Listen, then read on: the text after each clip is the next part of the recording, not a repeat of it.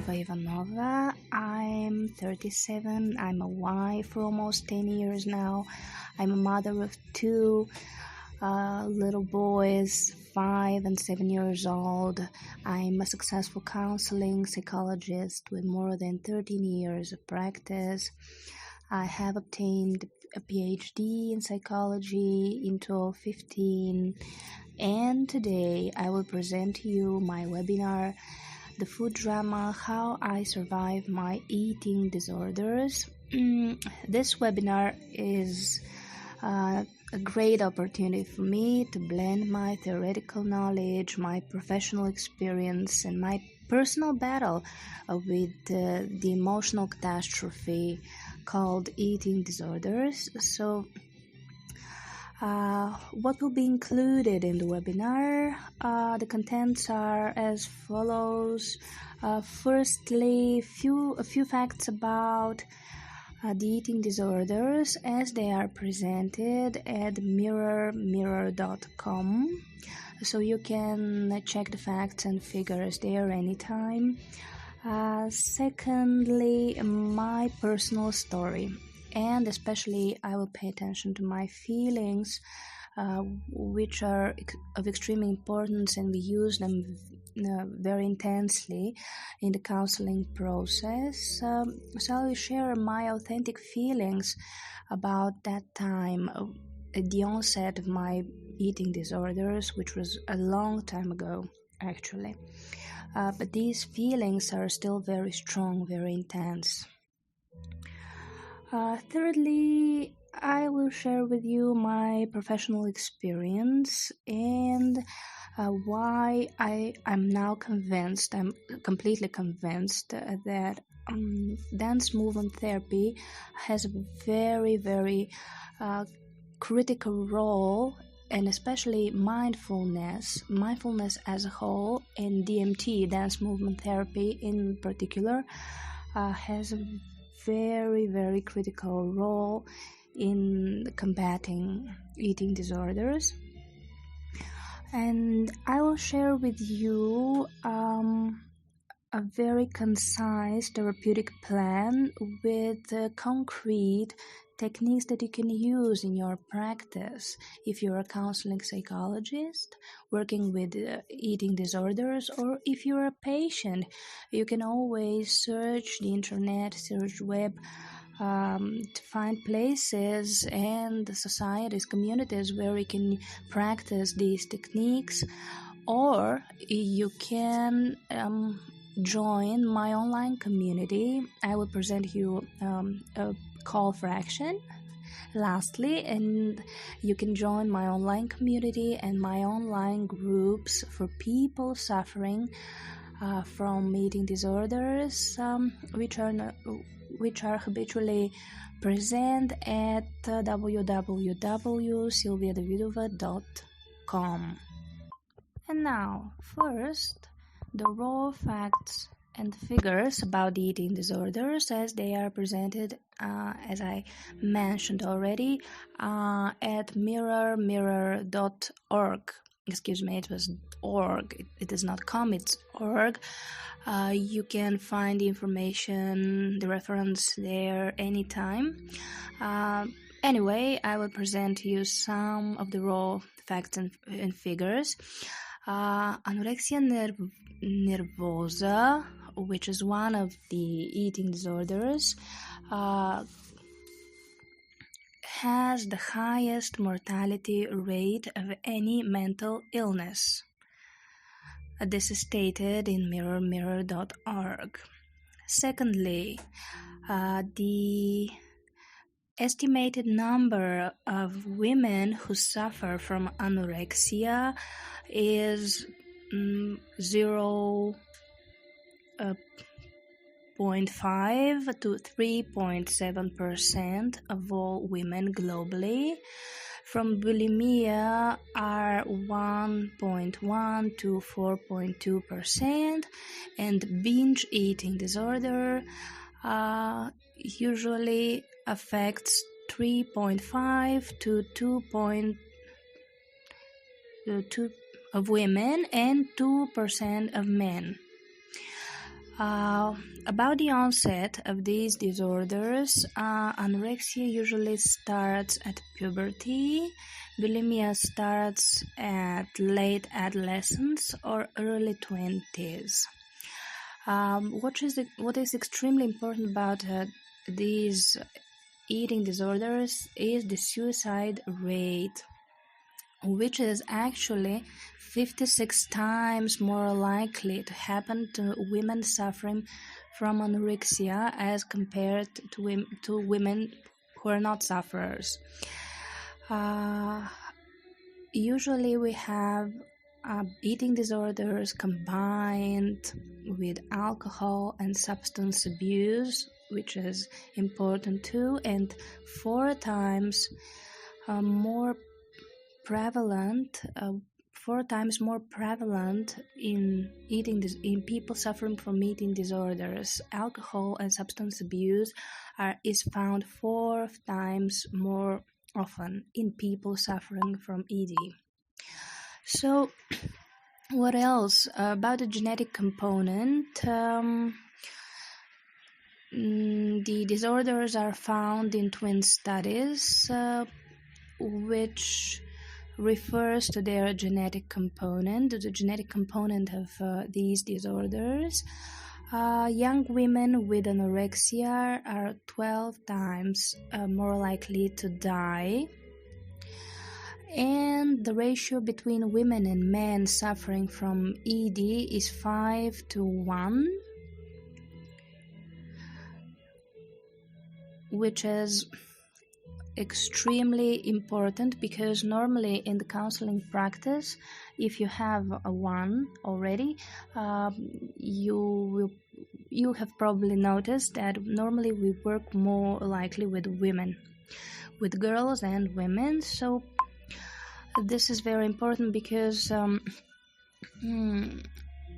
it actually means that we have to make our therapeutic programs suitable for women mostly. So I have already presented to you the facts and figures which normally sound astonishing to some people, because I think that this is a belief in the society as a whole, that eating disorders are not so important, not so critical, which actually is not true, because it seems that they often lead to very serious consequences for the life of the sufferers. I will list some celebrities, sufferers from ED, who have shared their stories in the open. They have shared their stories with the large public, and they are not ashamed to share their feelings and to tell the whole world that they have suffered from something which is really is extremely debilitating and extremely risky for their lives and for their families as a whole, for the society, because if we underestimate the suffering in the eating disorders, this probably means that we have never ever suffered from one, and we have never worked with people with eating disorders. So some of the sufferers, with the celebrities, sufferers from eating disorders are Lady Diana, Demi Lovato, Hilary Duff, Kate Winslet, Zoe Kravitz, and many, many more. You're now actually listening to a sufferer who has been a sufferer from a long time from eating disorders, and who is now very satisfied from her life as a mother, as a professional, as a wife, as a woman, as a whole. So it's really strange after all these years of combating eating disorders to admit that I am not a sufferer anymore. Actually, my battle began when I was probably 12, in my young teen years. And I will share with you today my personal story very briefly, especially the feelings that I had at that time. This was really very long ago. I went a long way from that time. I had academic background. I studied psychology. I obtained a PhD, but it took me really a long time after that to admit that I didn't suffer from eating disorders any longer. So it's not only about knowledge about eating disorders. It's not only about thinking about the disorder. It's more about working with your feelings and getting a completely new vision of your body. The body as connected with your soul. So it's a very long road, really. But I'll share with you my story, which some people will find helpful, I hope. What I felt at that time when I was 12 and the real onset of my disease. So I firstly started with anorexic periods, then I had some time suffering from bulimia, and then binge eating, and the phases interchanged all the time. I put on and I put off weight all the time, and it was a very, very hard struggle. I actually think that some people around me, my family, my friends, knew that something was wrong because they saw it. They saw the way I changed. I put on weight, I put off weight. I danced. Sometimes I danced, sometimes I didn't. Sometimes I had a very exhausting workout. Sometimes I didn't have such. So they noticed something. They noticed that something was wrong, that something was not very completely okay with me at that time, but it was my inner personal battle that I fought. So really the miserable part was that at that time, which was very, very long ago, we didn't have much specialists who could work with me. Although I worked with some therapists because it was part of my academic background, I didn't have great support in my battle with the eating disorders. So the inner work with my feelings and my conceptions about the body and the connection of the body with the psyche, with the soul and the behavior was something that I had to do almost alone all the time, on my own. So today, from today's perspective, I'm very grateful that it happened this way.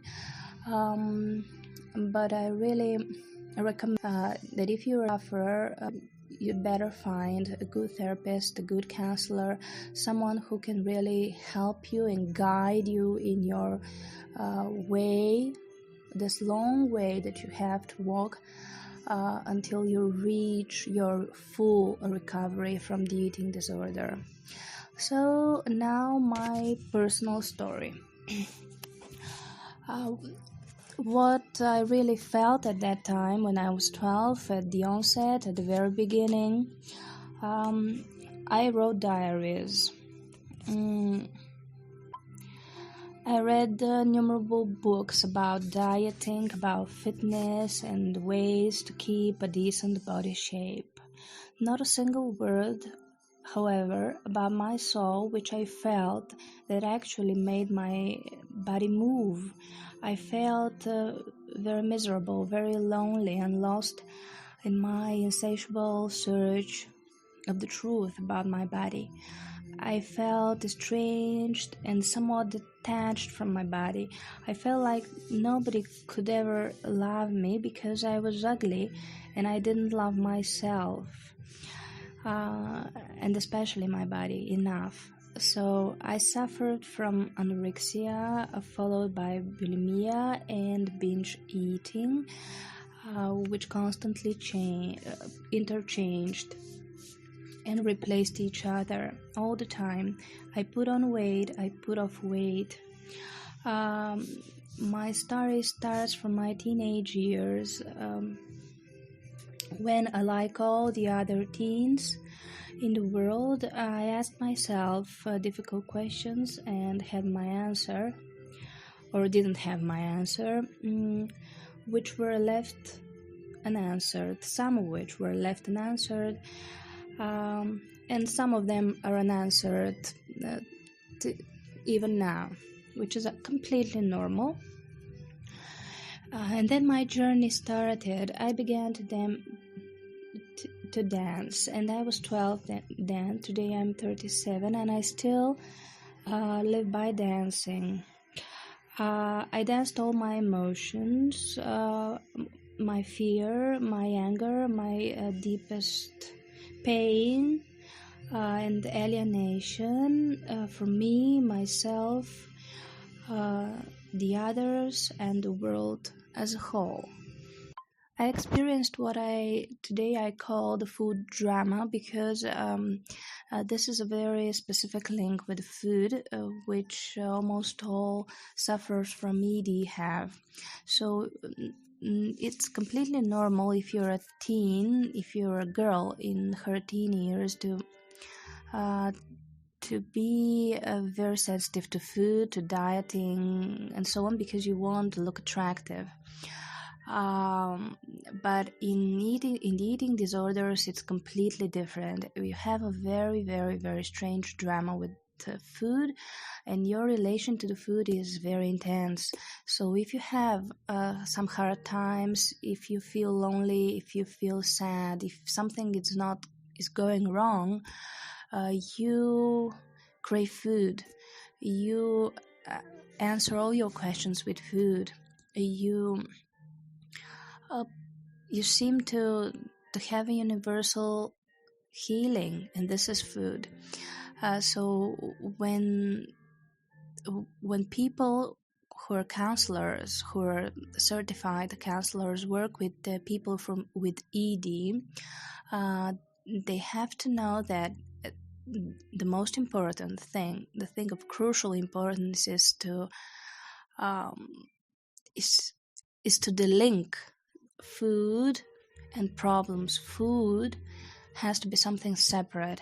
So if you succeed in delinking food and the person, his questions, his hard times, and so on, and so on, and so on, his crisis, and the food is no longer a healing method, usually people recover fully. They have to delink food, and they have to build a completely new I concept, the concept which is connected with the body. Because you have this link with the food drama, and then you have the reflection of this food drama on the concept of the body, which is very specific. Usually in dance movement therapy, which I normally advertise for fighting with eating disorders, we can achieve both. When we are sad, when we are lonely, when we are estranged, when we are somehow isolated from the others, this is the way we feel. we don't go eating, we go dancing. So moving, and we completely change our answer to crisis. And the second thing is that when you dance, you change your concept of the body. You see that your body moving, you see it beautiful, you see it strong. And this is a completely new experience with the body.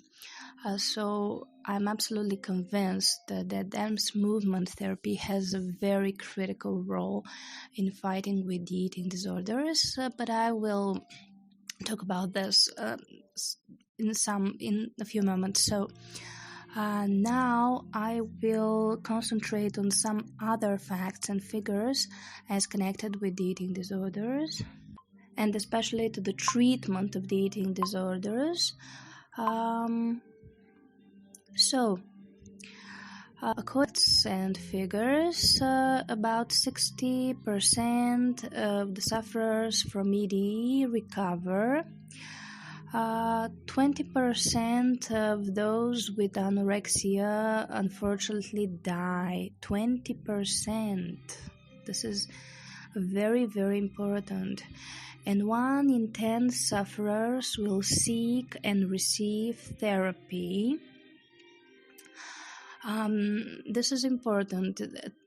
People with therapy, 60% of them will recover. So we put an emphasis on the word therapy.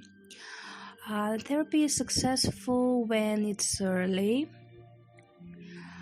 What else? Unfortunately, in most countries, therapy of the eating disorders is underfunded.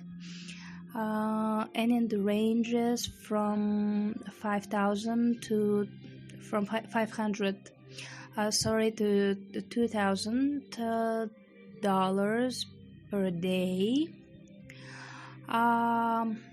Specialists also recommend that counselors use multifaceted therapy, which has to include medical care, mental health care, and nutritional education.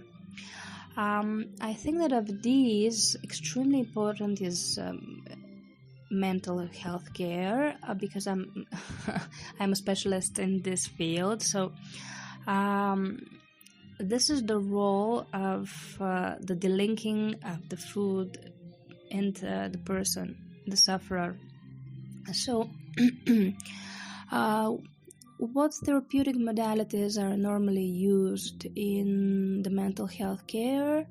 Mostly cognitive behavioral therapy to fight with the dysfunctional thoughts and feelings, especially about the body and the way people perceive us and our bodies.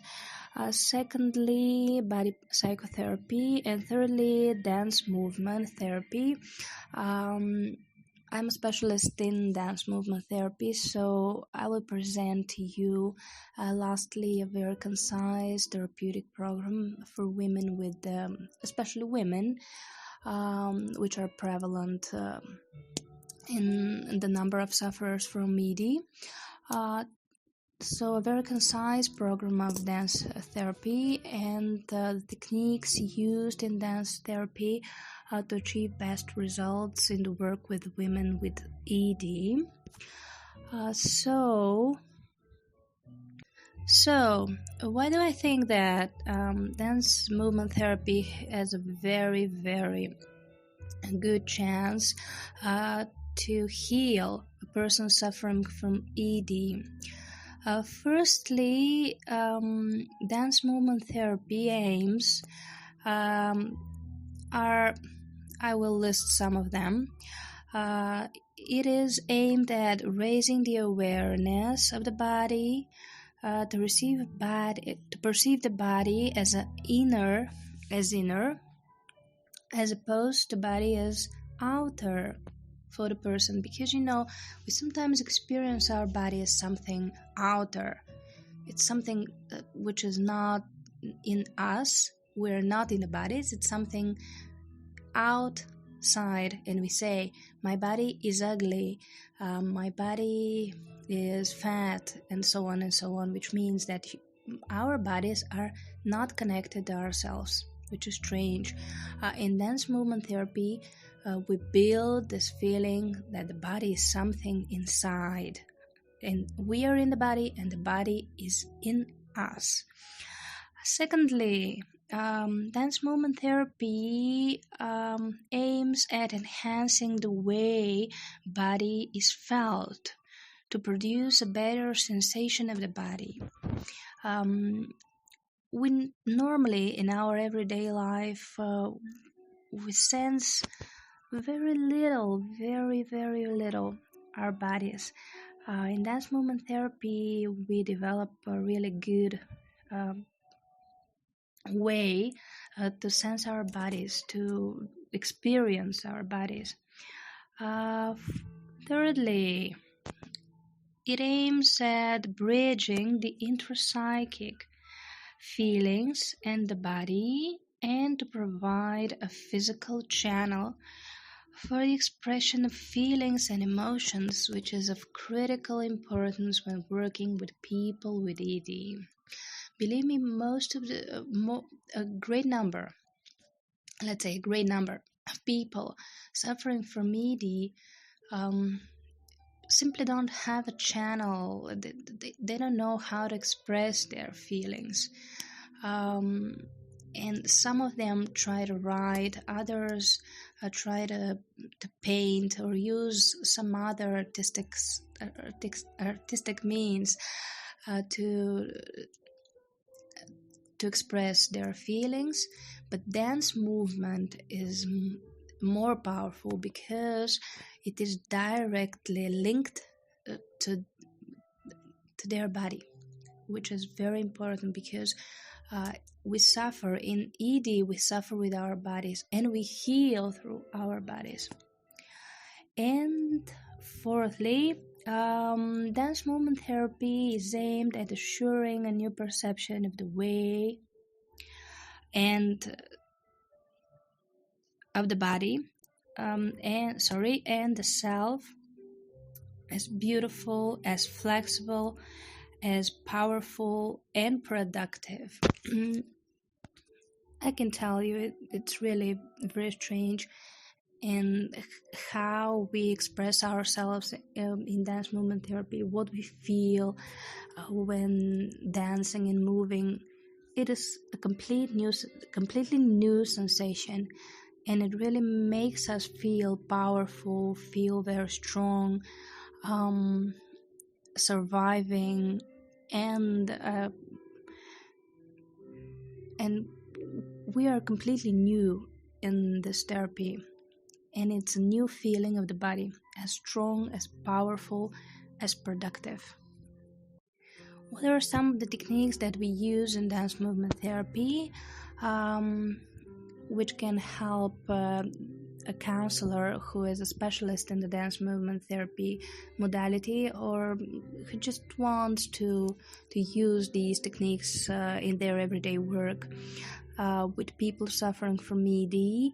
I recommend that a very concise program. It's actually not so concise when you work with it, but I will just list the techniques that I normally use, which are very powerful in the work with ED. So the first is body jazz. It's a very interesting technique. We use absolutely normal music, some tunes that every one of us has. We play the music and we stimulate people to move in a very free way, just a free dance, a freedom dance.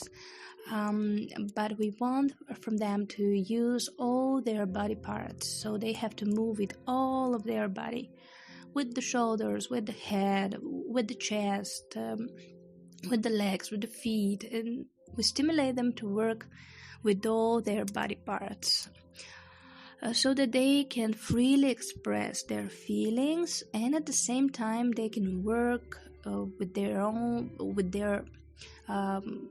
preference, the parts of the body which they they need to. They usually start with parts of the body that we normally use when dancing, and then they go on experimenting with other. So your role here is to stimulate them to work with the whole body, and we need to find these parts of the body which are more sensitive, which are somehow blocked, but this is something different. So body jazz is a very powerful technique. It's very easy to practice. Secondly, the continuum practice, it's a very specific one, so I suggest that you read in the web about it. It's the description of this method will be very long. Thirdly, mirroring. This is a very common technique in dance movement therapy. We mirror the movement of other people, so this is aimed at producing the so-called kinesthetic empathy, so we can feel the movement of the other people. What else? The 5 rhythms technique by Gabriel Roth. It's a technique which is very well known. It's practiced all over the world. It is a very specific method and extremely powerful. And it speaks a very, very universal language to everyone. The 5 rhythms, which Gabriel Roth, the founder of this method, thinks that they are they're not unique, they're universal rhythms which live inside us, and every one of us can feel the rhythm. They have different names: staccato and lyrical, and 3 more. So you can read about this method in the web. It's very popular all over the world right now, so you can use it in your practice. It's very easy to use. You just play this music and you guide the movements of the people in your group. So if you join our group, online group, which I normally conduct, you can see how we dance to these rhythms, and you can use this technique in your own practice, or you can take part in our online sessions. We usually make videos, we share the videos, and we share, more importantly, our feelings which are connected with the practice, because in dance movement therapy the accent is not on the technique itself, the movement itself, it's on the feelings. The emphasis is there on the feelings that we experience when dancing. So in our online groups, you can share your 5 movement practice, and you can share with the other members of the group your feelings when you practiced the different rhythms, which one you felt was more close to you, which one you felt was more distant somehow, was not your tune, what feelings they provoked in you. So this is extremely important in dance movement therapy, and we talk a lot about feelings and emotions. And in the 5 rhythms of Gabriel Roth, you have a lot of feelings and a lot of emotions, very innate emotions, something that we are somehow born with. What else? We tell our stories through solos. When I work in a group with people with ED, or people with other problems of different kinds, when we work with the dance movement techniques, we use the solo very actively. Usually I suggest that the people in our group choose a tune of their own preference, and they work on a solo dance, and then they present it to the group. It's not really important what music you choose about your performance, what kind of dance you create, whether it's awkward, whether it is very professional, very professionally looking and beautiful to look at. The more important thing here is how you feel when creating your dance, and when dancing. What do you feel?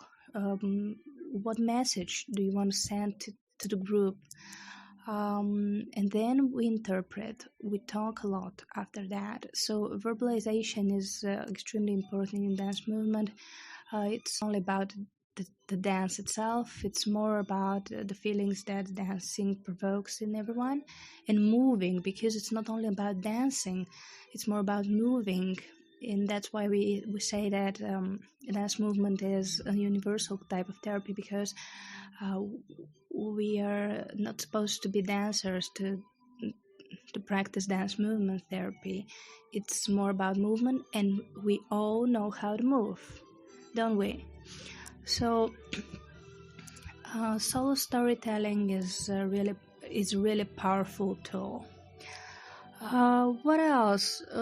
We work a lot with basic themes connected to the ED, because people with ED usually have a very specific psychological profile.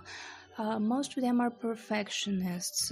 They are somehow lonely inside. They are very sensitive, extremely sensitive, I dare to say. They are, at the same time, they crave for connection with others. They want to be linked with others, and they feel all the time, they feel pain that they somehow don't succeed in this. So we work with basic themes as loneliness, perfection, hypersensitivity, expectations of others, etc. So these themes are crucial in the therapeutic process when working with people with ED. If you're a counselor and you create programs to work with ED, normally you have to include these themes in some way, because people with ED have to go through or work through with these basic critical themes in their inner psychic battle with ED. We talk and we dance about femininity and self-acceptance. Femininity and self-acceptance, because we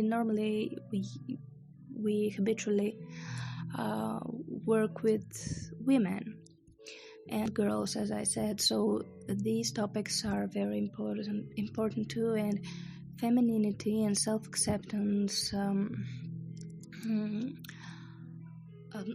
have to be included at any rate in every program working with ED. So these were the basic principles and the basic techniques that I normally use in my groups in dance movement therapy when I work with people with ED. And again, I will not forget to include my call for action. You can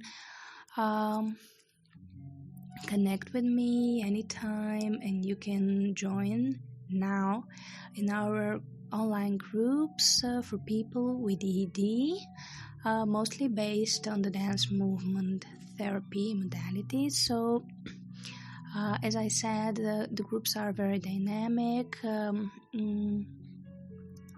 very interesting, and they're a source of hope and a source of empathy and understanding and support for people suffering from ED, because everyone who is included there knows what it feels to be a needy sufferer and to be somehow isolated and sometimes not knowing who to connect and to find support. So you can check out my website www.silviadavidova.com, and you can find there information about my current groups and future groups, groups in online therapy, mostly based on dance movement therapy for people with eating disorders.